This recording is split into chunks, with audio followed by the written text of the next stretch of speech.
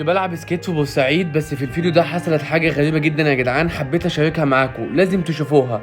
ركزوا، أنا هنا بلعب، هسيب لكم بقى الفيديو الجاي بالصوت بتاعه مش بتسجيلي انا، وعايزكم تشوفوا اللي حصل وتحكموا بنفسكم انتوا في الفيديو ده. يلا خش عادي، انا جنبك.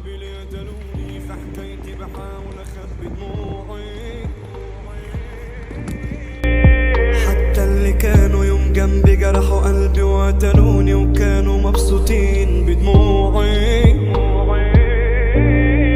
الفيديو ده يعلمك انك ما تامنش لحد، لان الضرب ما بيجيلكش الا من اقرب حد منك. كل اللي بيقولك انا جنبك هيسيبك، مش هيفضل جنبك زي ما صاحبي عمل معايا كده.